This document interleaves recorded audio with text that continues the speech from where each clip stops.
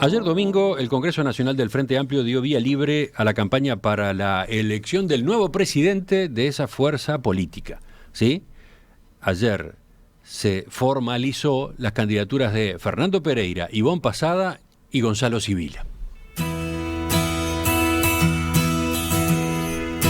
En las semanas previas, Pereira fue acumulando el respaldo de los sectores de mayor peso, entre ellos el Movimiento de Participación Popular, el Partido Comunista, Asamblea Uruguay, Fuerza Renovadora y otros del espacio sereñista. El Partido Socialista no se plegó a ese alineamiento y mantuvo la postulación de su secretario general, Gonzalo Sibila, con el apoyo de varios grupos menores, concretamente Lista Amplia, Partido por la Victoria del Pueblo, Congreso Frente Amplista Casa Grande, Corriente de Izquierda y Movimiento Cambio Frente Amplista. ¿En qué se basa esa opción? ¿Puede ganarle a Fernando Pereira? ¿Qué propone para la renovación de la coalición de izquierdas? Bueno, de eso es que vamos a conversar en los próximos minutos con el diputado Gonzalo Sibila. Diputado Sibila, buen día, gracias por acompañarnos. Es un gusto para mí estar con ustedes, compartir con ustedes este rato. Gracias por invitarme. Veamos brevemente 2 o 3 datos suyos y después ya nos ponemos en los temas de las últimas horas y de la carrera hacia el 5 de diciembre. Usted tiene 36 años y es profesor de filosofía egresado del IPA. Accedió a la Cámara de Diputados en el periodo de gobierno anterior, en el periodo de gobierno pasado, y volvió a ser electo ahora en los últimos comicios de 2019. ¿Sigue dando clases? No. Hace ya unos años, desde que asumí en la Cámara de Diputados, que no estoy dando clases. Así que 100% dedicado a la política. Sí, 100% dedicado, porque la tarea docente, como sabés, Emiliano, es una tarea que requiere mucha dedicación, mucha concentración, planificación de tareas, y bueno, las eventualidades que surgen en esta actividad, no solamente por la tarea en el Parlamento, sino por mis tareas políticas en el partido, hacen que no sea posible cumplir con responsabilidad las dos tareas, y bueno, ese es el motivo por el que me aboqué solo a esto, con mucha nostalgia de poder cada tanto despuntar el vicio de la docencia, pero bueno, no lo he podido hacer. ¿Y en algún momento va a volver a las clases? Sí, seguro, eso seguro que sí. Por último, ¿se define como católico o como cristiano? He visto respuestas distintas suyas. No, soy cristiano, a ver, en el sentido de que el mensaje, la propuesta de Jesús de Nazaret, del Evangelio, es un móvil en mi vida, siempre lo fue, y constituye además una perspectiva de fe. Para mí tuve un momento de crisis de fe, digamos, de distancia, sobre todo a partir de crisis con aspectos institucionales, de comunidades en las que participé, pero hoy por hoy diría, sí, soy cristiano y he participado toda la vida en comunidades católicas. ¿Va a misa todas las semanas? No. ¿Va a misa en algún momento? En algún momento sí. Bueno, vayamos a los temas más nuevos, a los de estos días, pero primero con algo como de historia. El Partido Socialista habilitó que se manejara su nombre como candidato a presidente del Frente Amplio el 22 de agosto. Recién oficializó el apoyo a su candidatura ahora, hace muy pocos días, el 15 de septiembre. ¿Qué ocurrió en el medio? Bueno, hubo dudas del Partido Socialista, ya que había aparecido el nombre de Fernando Pereira, que venía sumando el respaldo de varios de los sectores más importantes. ¿Por qué terminó ratificándose su postulación? Bueno, en realidad, cuando el partido resuelve habilitar a que el nombre se maneje, lo hace porque trasladamos a la dirección del partido lo que estaba pasando en esos días, que era que algunos referentes de sectores con los que veníamos compartiendo un camino ya desde hacía tiempo, alianzas departamentales, alianzas nacionales, etcétera, y con mucha cercanía, me habían planteado la posibilidad de ser candidato. No estaba en los planes nuestros, no estaba en mis planes en particular, pero la dirección del partido discutió el tema y entendió que había que trasladarle a esos referentes que el partido estaba de acuerdo con que el nombre se manejara en una fase más exploratoria, digamos, ¿no? O sea, de conversar con otros y otras, a ver si efectivamente el nombre servía para consolidar una propuesta en la orientación de lo que sí veníamos discutiendo en el partido que queríamos hacer de cara a la elección interna del FA. Luego pasaron varios días porque cada uno de estos grupos estaba en su propio proceso de discusión, ¿no?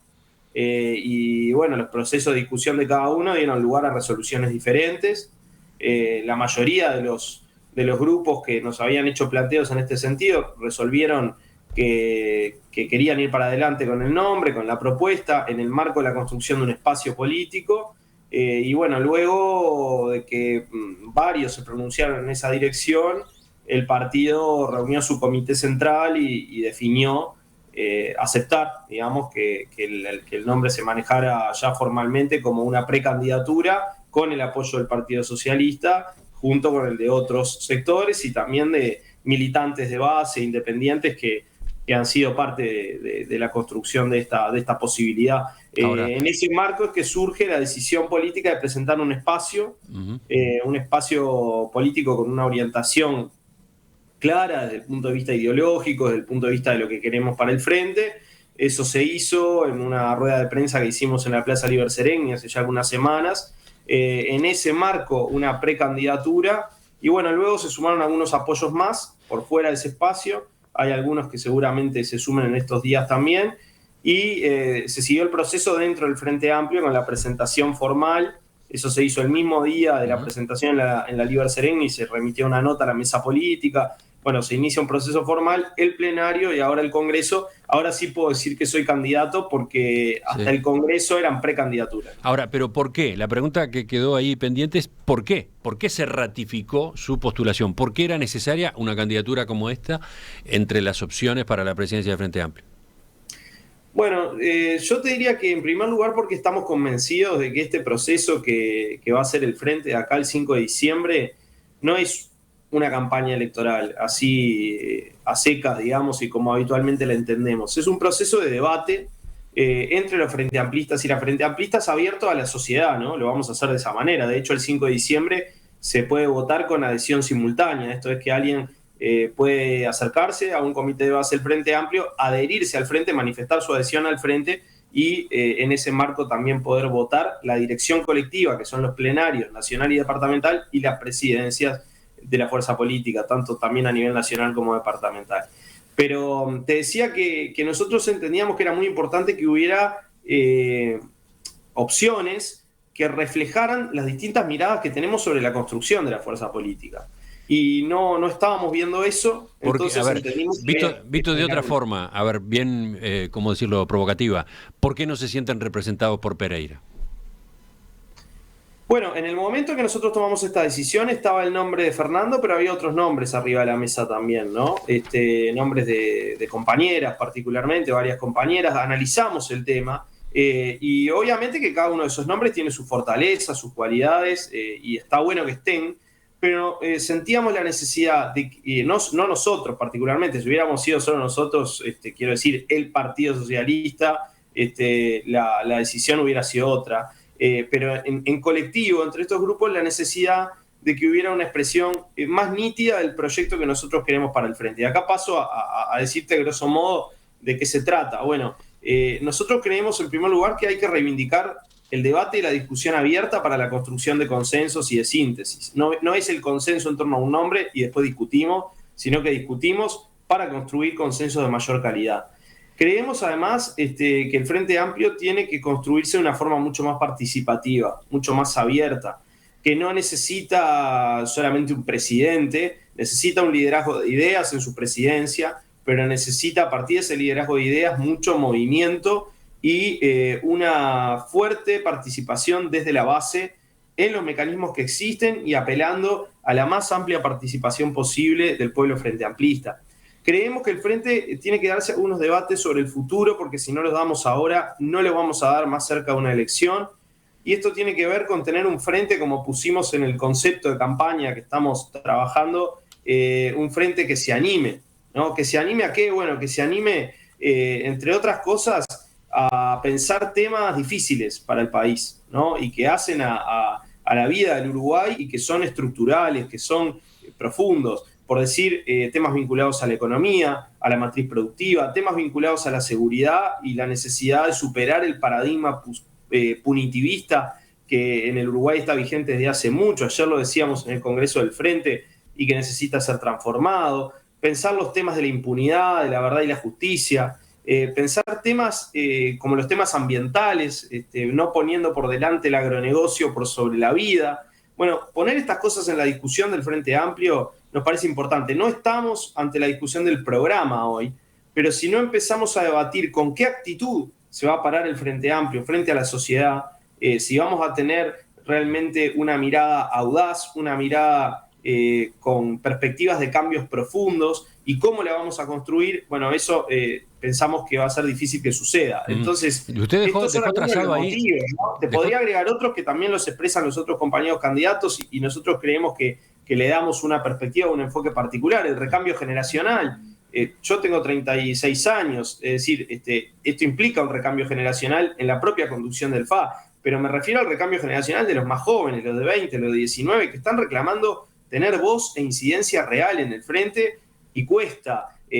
Lo mismo con la paridad, la construcción de una democracia paritaria dentro de la fuerza política, con la voz de las propias compañeras que tienen su propia voz, no necesitan ser expresadas por otro, pero habilitar desde la conducción colectiva que todas estas miradas sean parte de la construcción del frente, lo mismo que la construcción de una mirada nacional, ¿no? Y no estar solamente anclados en el área metropolitana o en algún territorio, sino poder potenciar proyectos locales de cada rincón del país. Estas son algunas cosas que en este momento se dicen, están planteadas, estuvieron planteadas en el propio Congreso, nosotros estamos muy convencidos de ellas y bueno, y algunas de las que te planteaba en el inicio también son parte fundamental de esta propuesta. Sí. Yo decía, usted dejó definida allí una síntesis, una especie de resumen, un esquema de qué define a este espacio que usted encabeza o que usted representa como candidato a la presidencia del Frente Amplio. Enseguida vamos a volver sobre varios de los puntos que mencionó. Pero para cerrar esta parte, dos preguntas más. ¿Ustedes aspiran, con los grupos que forman parte de este espacio, a una coordinación que vaya más allá de la elección interna del 5 de diciembre? ¿Este es un espacio que va a quedar adentro del Frente Amplio? Sí, aspiramos a que eso sea así, a que sea una coordinación más permanente, porque creemos que en parte cambiar el Frente Amplio también supone pasar de una mirada que privilegia alianzas electorales a una mirada que privilegia alianzas estratégicas, donde lo electoral importa, pero donde no es lo único, ¿no? Bien. Entonces, queremos que sea así. Hoy a mí me toca representar más que a un espacio en esta elección, porque ahora soy candidato de todo el frente, así lo definió el Congreso, los tres somos candidatos de todo el frente, y además hay algunos apoyos extra espacio de sectores que están discutiendo en estos días, que van a tomar decisiones, y algunos grupos locales, etcétera, otros grupos pequeños que también, no integrando el espacio, se han expresado por la candidatura, así que hoy es una candidatura de todo el frente para la conducción de la fuerza política, para su presidencia, pero en lo que refiere al espacio que le dio origen a esta candidatura, la respuesta es sí. Bueno, pero justamente al principio su nombre, su candidatura, eran vistos como la consolidación del espacio político que se formó el año pasado a los efectos de la candidatura de Carolina Cose a la Intendencia de Montevideo. Ahí estaban el Partido Socialista, sí, pero el Partido Comunista, el PVP, Lista Amplia.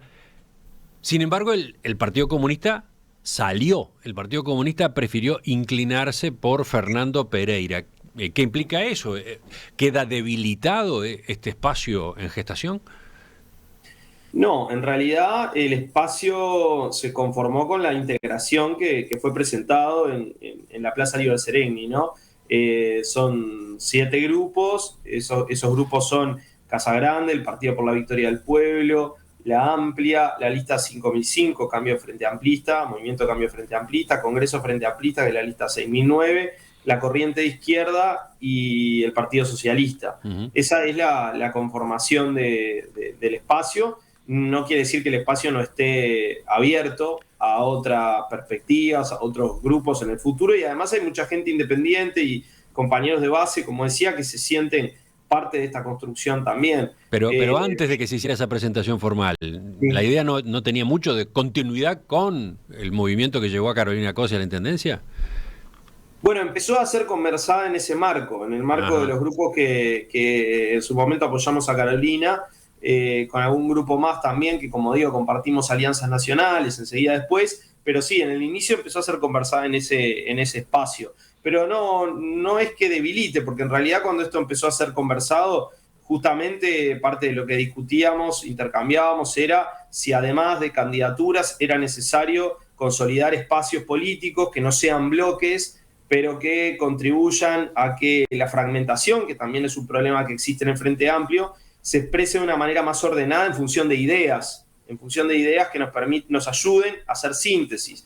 Eso fue parte de la discusión. Y bueno, quienes decidimos, los sectores y personas que decidimos que finalmente este espacio se presentara como tal, compartimos la idea de que era necesario hacerlo así. Otros compañeros no, y están en todo su derecho, digamos, de tener otra mirada y en ese sentido también hacer otras opciones, ¿no?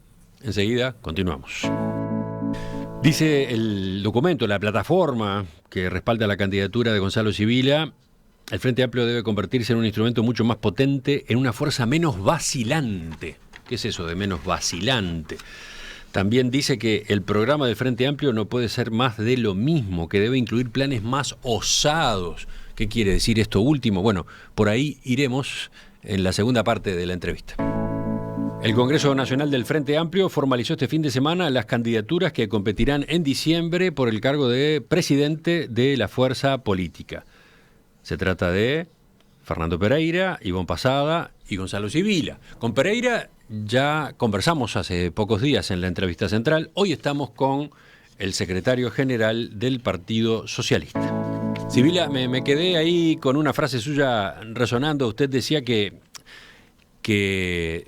no solo su espacio político, sino, bueno, los otros dos, o sea, en definitiva, los tres nombres que compiten por la presidencia del Frente Amplio hablan de renovación generacional, pero agregaba: yo tengo 36 años.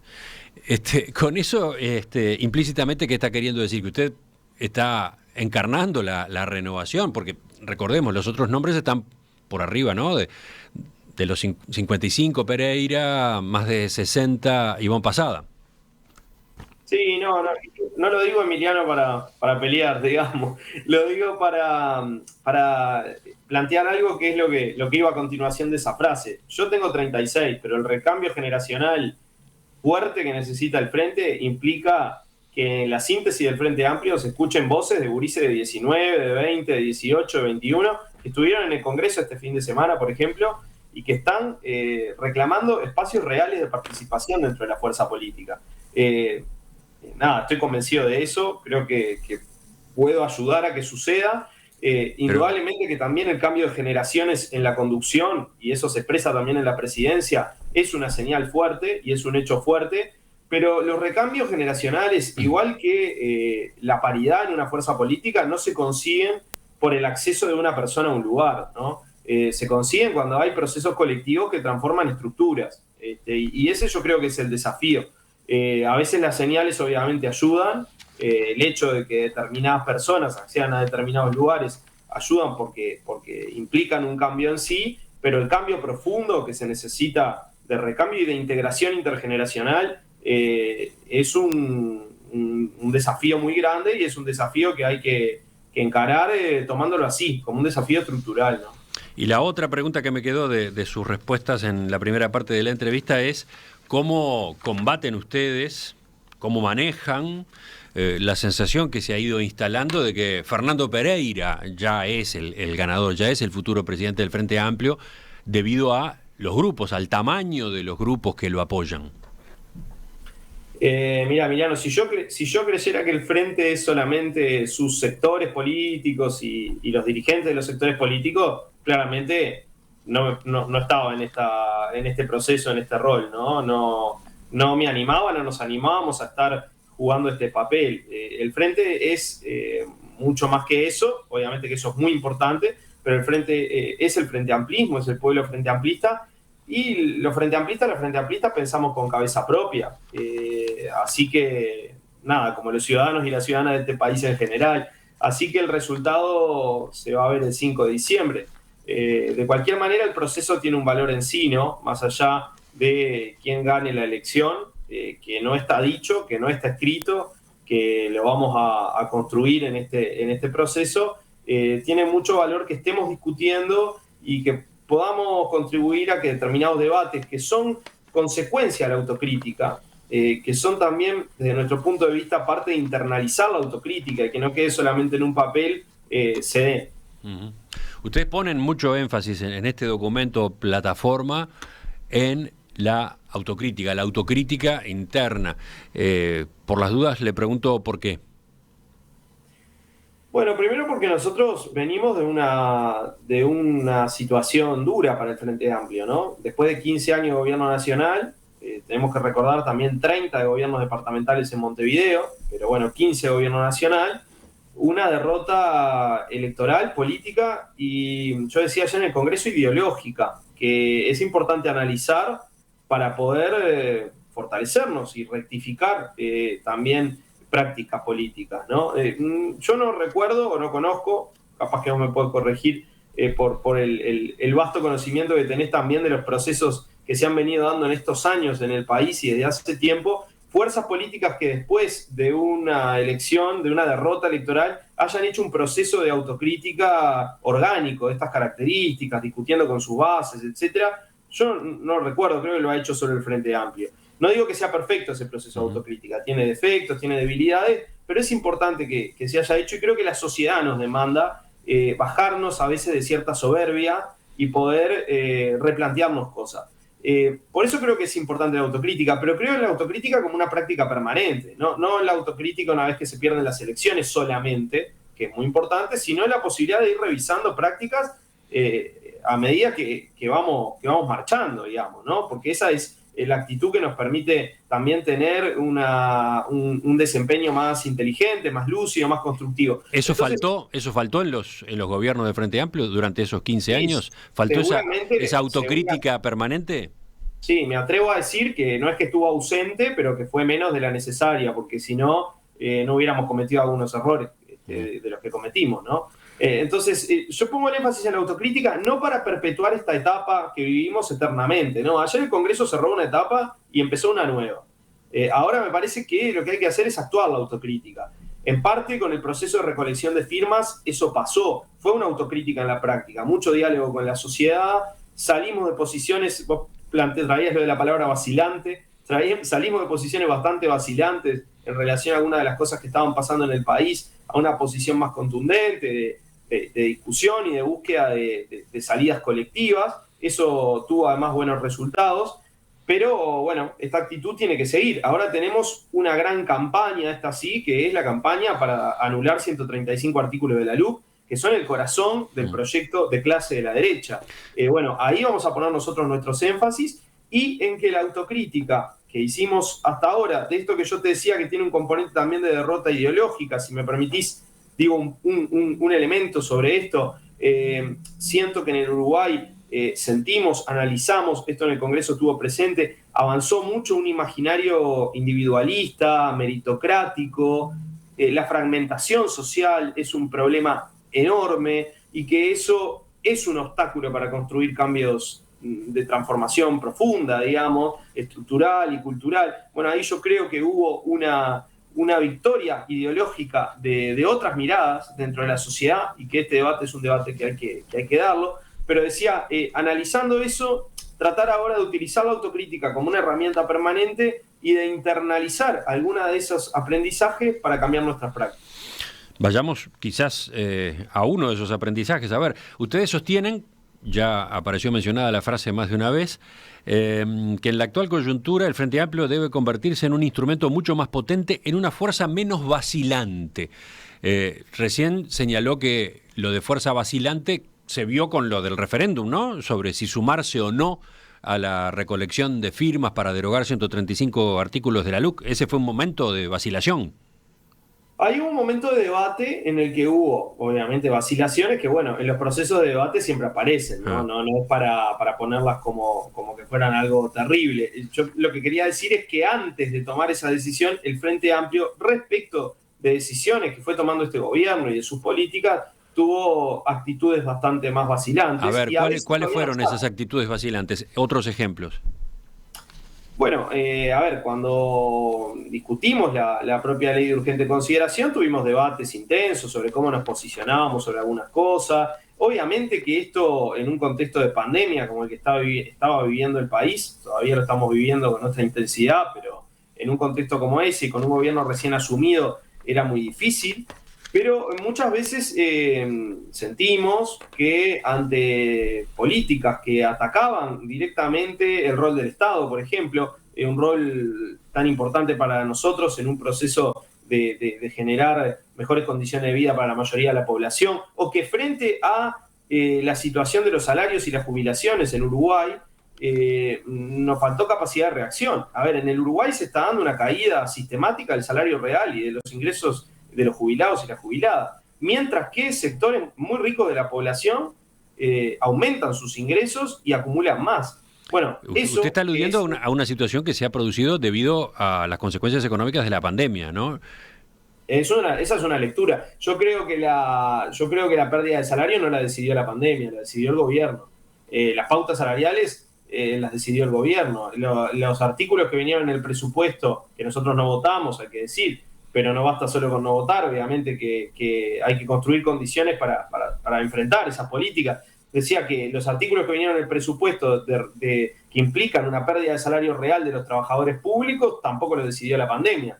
En todo caso, es cómo nos paramos frente a la pandemia, frente a los efectos económicos y sociales de la pandemia, y si la caída del salario de las jubilaciones, mientras que aumentan los ingresos de los sectores más ricos de la población vinculados al sector agroexportador, por ejemplo, si esos dos movimientos simultáneos son movimientos que son aceptables para la sociedad. Para usted allí hay algo deliberado. Se lo pregunto porque Sí. está la explicación, por ejemplo, en cuanto a que las pautas salariales lo que buscan es preservar puestos de trabajo. Es más, incluso recuperar puestos de trabajo, que ese ha sido todo un problema de la pandemia, derivado de la pandemia, ¿no? Sí, pero eso es deliberado. Es decir, si yo desde la conducción económica y desde la política general del gobierno defino que para preservar empleo tengo que hacer caer el salario, hay una decisión. Hay una decisión y hay un pensamiento económico y político atrás. Es decir, hay una economía política que subyace, que dice que hay una contradicción entre empleo y salario y que para preservar el empleo lo que tengo que hacer es permitir que los sectores más dinámicos de la economía más dinámicos, en este caso porque exportan más y exportan productos con buenos precios internacionales, les vaya muy, muy bien para que el empleo no caiga, los salarios se tienen que deprimir un poco y en algún momento la cosa se va a reordenar. No ha funcionado en ningún lugar del mundo. Y Y es usted una dice que decisión limitada. ante esas decisiones el Frente Amplio se plantó de manera vacilante. De vuelta, No, por no ejemplo, ¿qué vacilante, debió haber hecho? ¿Qué pudo o debió haber hecho? no vacilante en el sentido de no decir que no estábamos de acuerdo. Dijimos que no estábamos de acuerdo y de hecho no votamos esos artículos, por ejemplo, ¿no? Mm. Pero construir condiciones de organización para enfrentar eso y tratar de evitarlo implica algo más. Yo creo que nos faltó diálogo con el movimiento social para poder encarar este tema en conjunto. Y creo que indudablemente esto que está pasando está teniendo consecuencias durísimas, ¿no? Estamos en el medio de una crisis, de un drama económico y social. Hoy lo estamos padeciendo. A nosotros lo que nos importa es para adelante no vacilar en enfrentar esto. Haciendo lecturas sobre cosas que pasaron, sí, también entendiendo que vivimos un periodo muy excepcional y por lo tanto no se trata de echar culpas a nadie. Veníamos de una derrota, en el medio de una pandemia, todo lo que estábamos diciendo recién, pero no podemos en lo que viene vacilar, en enfrentar estas políticas, en denunciarlas, en decir continuamente esto, Emiliano. Yo a veces siento que nos detenemos en otras cosas que son importantes también, pero que el corazón de la política del gobierno, que es la redistribución regresiva del ingreso que se está dando en el país, una redistribución de los asalariados y de los sectores más pobres hacia los sectores más ricos de la sociedad, queda en un segundo plano. Y me parece que esta es una lectura que hay que poner arriba de la mesa. En el documento también señalan que el programa del Frente Amplio no puede ser más de lo mismo, sino que debe incluir planes más osados. Están hablando del futuro programa del Frente Amplio, ¿no? ¿A qué se refieren concretamente? Bueno, ayer en el Congreso yo decía, tenemos que animarnos a una imaginación postcapitalista. Y eso de una imaginación postcapitalista es tratar de iluminar la realidad del presente con proyectos desafiantes que nos muevan a tratar de construir una sociedad nueva. Es decir, si vivimos una crisis civilizatoria brutal a nivel mundial, una crisis de sentido, una crisis que también se vive en nuestra sociedad, de relaciones basadas en la competencia, en el lucro, que llevan a las personas al límite muchas veces de sus posibilidades, que generan problemas de salud mental, que generan problemas de todo tipo y color. Nosotros, como fuerza de cambio, no tenemos que problematizar estas cosas de raíz, y esto no tiene como conclusión que nos planteemos algunos horizontes concretos de políticas diferentes. Yo no estoy diciendo con esto que vamos a superar el capitalismo en un periodo de gobierno o con un programa. Estoy diciendo que si pensamos desde esa lógica, vamos a plantear otras cosas. Por ejemplo... Esos planes más osados deben incluir, por simplificarlo, un giro más a la izquierda. Bueno, esa es una categoría politológica, digamos, ¿no? El eje izquierda-derecha. Yo creo que si... No sé, una izquierda de perfil marxista, ya que estoy hablando con el secretario general del Partido Socialista, pregunto. Bueno, el secretario general del Partido Socialista hoy va a pedir licencia de su función de secretario general para dedicarse enteramente a este proceso en el frente, pero yo creo que, obviamente, cuando hablo de una imaginación postcapitalista, estoy diciendo que las estructuras económicas y sociales en las que vivimos son para nosotros estructuras injustas que deben ser transformadas. Y esto es la clave para poder plantear una perspectiva crítica de raíz, digamos, ¿no? Para ir a lo concreto, entiendo, Emiliano, que necesitamos, por ejemplo, pensar de forma osada y audaz el problema de la vivienda en Uruguay. Estamos viendo como países europeos hacen consultas para expropiar viviendas que están abandonadas y poder ponerlas a disposición de gente que no tiene vivienda. Estamos viendo en otros países del mundo decisiones sobre servicios públicos en el Estado, desmercantilizados, que son mucho más potentes que las que hemos podido lograr nosotros. Obviamente, tenemos una acumulación originaria mucho menor, tenemos problemas a veces de crecimiento, tenemos problemas propios de sociedades dependientes dentro de un sistema como es el sistema capitalista, pero necesitamos apelar a la gente, a la sociedad para hacer transformaciones. Decían estos días, el Frente Amplio viene discutiendo la necesidad de una reforma constitucional global desde hace muchos años. Bueno, es el momento de pensar esto con más profundidad. Aclaro para los oyentes, ustedes incluyen justamente, como parte de esos planes más osados, en el documento incluyen la necesidad de impulsar una reforma constitucional. Tema que ha venido dentro del Frente. ¿Para ustedes esta es una bandera directamente en esta campaña? Es muy importante discutirlo en el Frente cómo implementamos esto, porque en principio estamos de acuerdo, ¿no? Y lo hemos discutido varias veces y estamos de acuerdo en el Frente, en que esto es necesario hacerlo. No hemos estado de acuerdo sobre el momento, sobre el procedimiento, y obviamente hay que ponerse de acuerdo sobre los contenidos. Y eso implica un diálogo que no es intrafrente solamente, es con un conjunto de organizaciones sociales que expresan la diversidad de nuestro pueblo, ¿no? Porque una reforma constitucional no es para que le haga un partido a su medida, es para que la haga un país, discutiendo y participando, ¿no? Pero a ver, ¿y por qué una reforma constitucional? Y porque tenemos una constitución pensada con un centro mayor en la propiedad que en la vida, porque tenemos una constitución pensada para estructuras y para lógicas que nos parecen que ya están superadas por la propia historia del país, y porque muchos de los cambios que creemos que hay que hacer en el Uruguay requieren de un marco constitucional que habilite un centro mucho mayor en los derechos sociales, económicos, en la participación de la gente en las decisiones públicas, que no quede las decisiones del Estado relegadas, más allá de algunos mecanismos de consulta popular, a las decisiones que se toman en los parlamentos o en el Poder Ejecutivo, sino que pueda haber una participación más activa de la población. ¿Qué cambios? A ver, allí, me detengo ahí. ¿Qué cambios que ustedes entienden hay que concretar en la sociedad uruguaya requieren antes una reforma constitucional? Bueno, yo creo que para empezar, los cambios más importantes requieren de cambios, de transformaciones vinculadas a la participación política.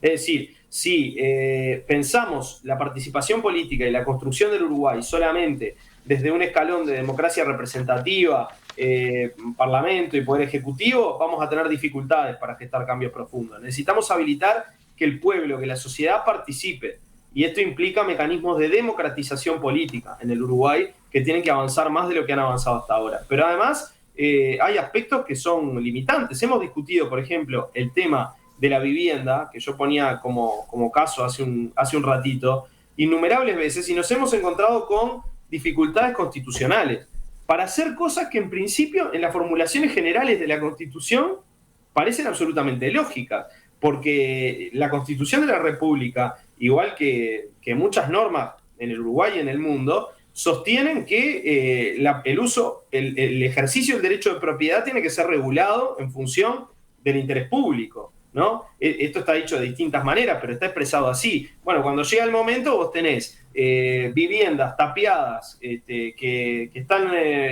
no están en condiciones de ser utilizadas ni siquiera por sus propios dueños y no se puede hacer nada con eso porque hay disposiciones constitucionales que impiden que eso se pueda hacer. Es tremendamente difícil, tremendamente complicado. Bueno, hay que hincarle el diente a eso. Pongo un solo caso, un solo ejemplo, pero tenemos que trabajar sobre el papel de las empresas públicas también en la Constitución y sobre la participación de los trabajadores y las trabajadoras en la gestión de aspectos que tienen que ver con lo público. Hay muchas cosas para discutir, para simplificar también el sistema de representación, pero sería un debate, digamos, muy largo y específico. Lo que nosotros planteamos es la necesidad de dar esta discusión con el conjunto de la sociedad, no para poner nuestras ideas en la Constitución, sino para animarnos a que se dé un debate participativo y global sobre la construcción del país. Y el gran desvelo es que la sociedad participe políticamente, Emiliano. La política se hace o se padece. Y bueno, esta es una convicción que nosotros tenemos y que queremos trabajar. Si la sociedad percibe, la gente percibe, los ciudadanos y las ciudadanas, que la política es un coto de dirigentes políticos encerrados entre sí mismos, peleando lugares, y difícilmente tenga interés en participar. ¿Cómo se define adentro del Frente Amplio el espacio político que respalda la candidatura de Gonzalo Sibila a la presidencia de esa fuerza política? Enseguida venimos con la tercera parte de esta entrevista. Los sectores que impulsan la candidatura de Gonzalo Sibila a la presidencia del Frente Amplio son el Partido Socialista, Casa Grande, Congreso Frente Amplista, Corriente de Izquierda, La Amplia, Movimiento Cambio Frente Amplista, Partido por la Victoria del Pueblo. Ellos han dado a conocer un documento, una plataforma de 3 páginas muy concreta, donde presentan a su vez una serie de definiciones. Leo, por ejemplo: no se trata de construir otro frente, sino de volver al sentido del proyecto histórico y recrearlo en un contexto que exige mucha valentía, audacia y determinación para impulsar cambios estructurales y culturales de raíz. Un frente militante de izquierda más cercano y abierto a la escucha, decidido a construir una nueva sociedad radicalmente democrática, solidaria, igualitaria, libre, cimentada sobre los valores de verdad y justicia. Un frente contrahegemónico, popular, movilizado y movilizador, que sea herramienta del cambio social.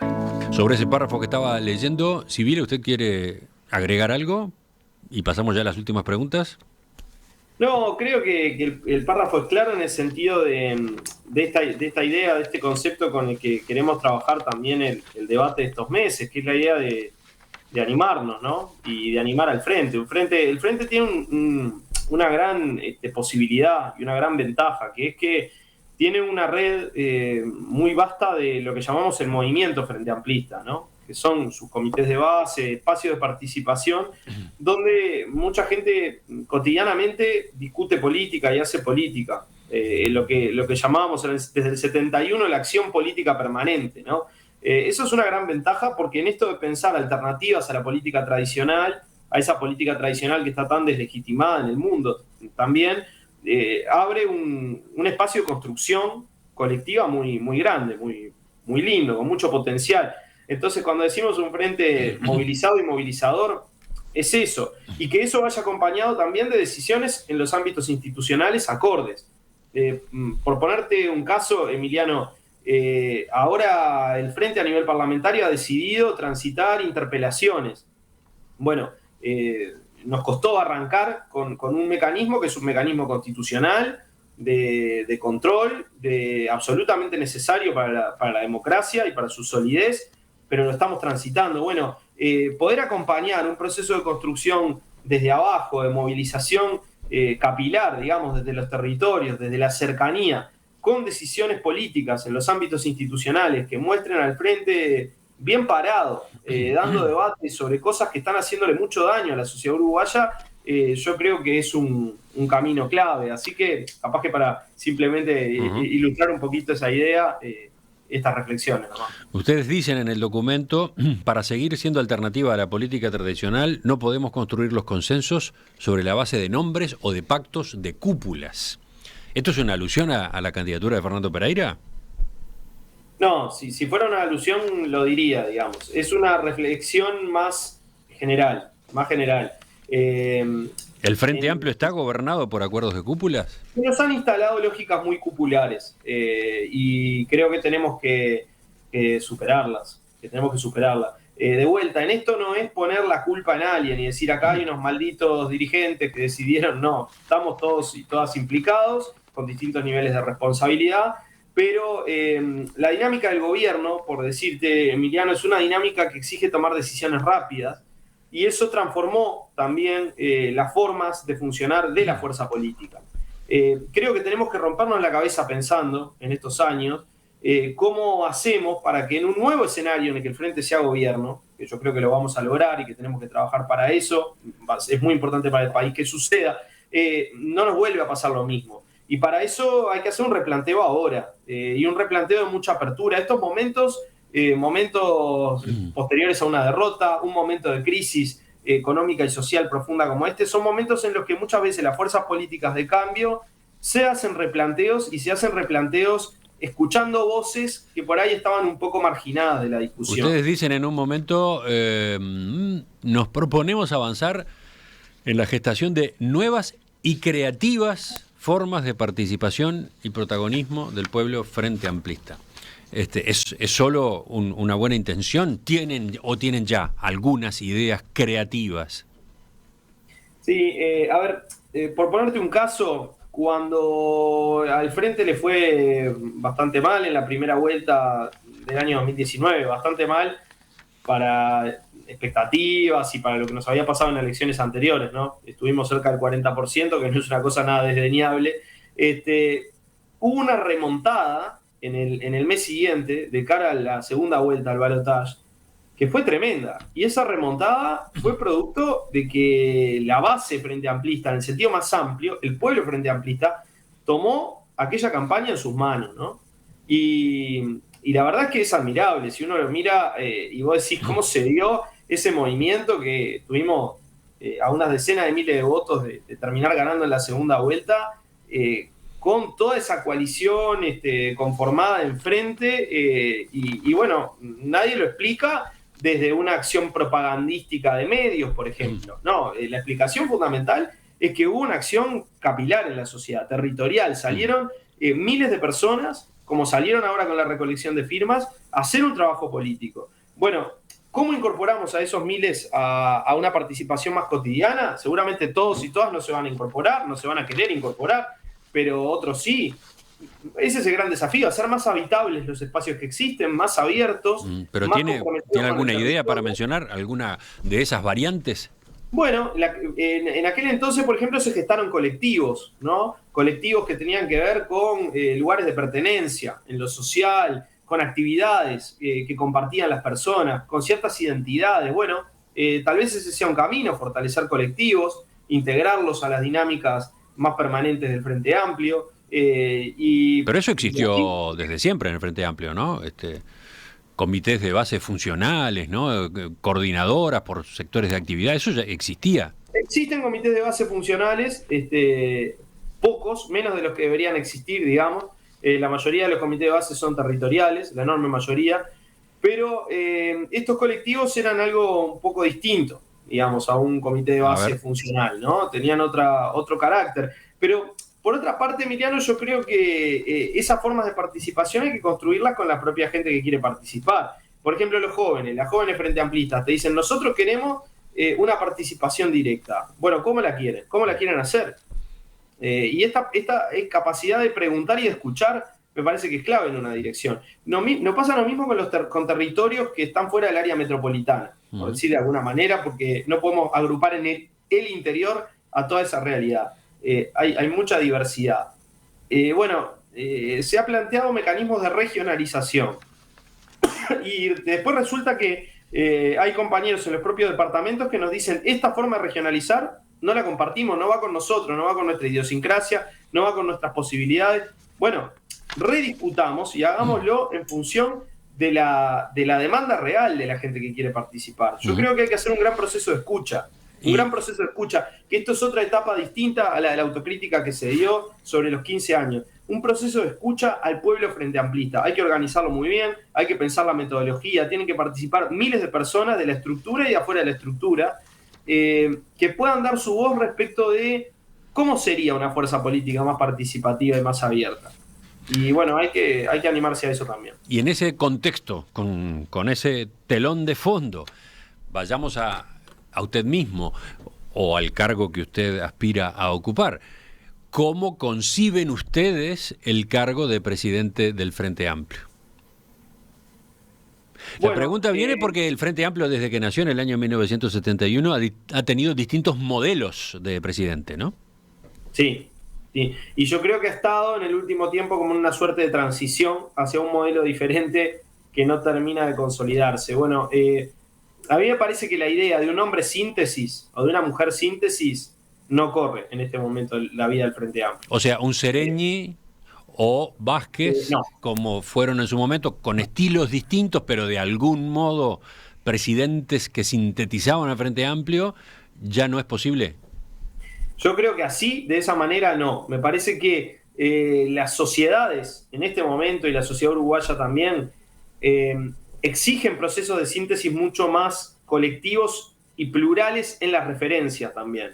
Entonces, pienso en una dirección colectiva del Frente Amplio donde haya diversidad de referentes con voz propia, donde haya equilibrio entre movimiento y coalición, equilibrio entre territorios, entre géneros, entre generaciones, y pienso en una presidencia que tenga como rol fundamental animar la vida de esa dirección y de la fuerza política, estar en cercanía con los territorios, ser una voz potente de lo que colectivamente se discuta, pero no obturar o de alguna manera suplantar todas las otras referencias posibles. ¿Y cómo se hace para que no termine siendo simplemente un secretario de organización?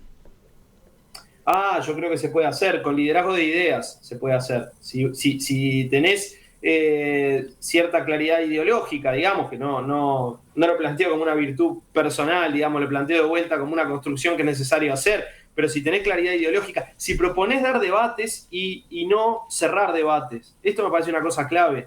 El pluralismo dentro de la fuerza política, la unidad en la diversidad, exige que se den discusiones, y tenemos que dar discusiones estratégicas, discusiones grandes. No van a coincidir conmigo muchos otros compañeros dentro del Frente, muchas cosas, y obviamente si me toca ser presidente del Frente Amplio no voy a representar lo que yo pienso, voy a representar lo que piensa el Frente Amplio después de un proceso de discusión, pero no podemos caer en lógicas anodinas o neutrales de discusión, donde parece que los temas de fondo no se discuten y están ahí latentes. Bueno, hay que ponerlos en la discusión. Yo creo que ese es un rol de la presidencia del Frente Amplio.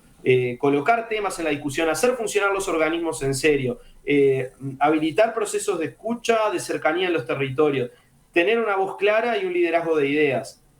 Me parece que va por ahí mucho más que por la idea del hombre o la mujer síntesis, como te decía hace un rato, y en esto de compartir también espacios de representación y de referencia y de animar para que distintas voces puedan tener su propio perfil, su propio rol, su propia incidencia. Gonzalo Sibila, candidato a la presidencia del Frente Amplio, gracias por acompañarnos esta mañana en Perspectiva. Volvemos a conversar, seguramente lo haremos antes del 5 de diciembre, el día de la votación. Gracias, Emiliano. Muchas gracias por la entrevista. Un gusto, como siempre. Hasta pronto. Hasta pronto.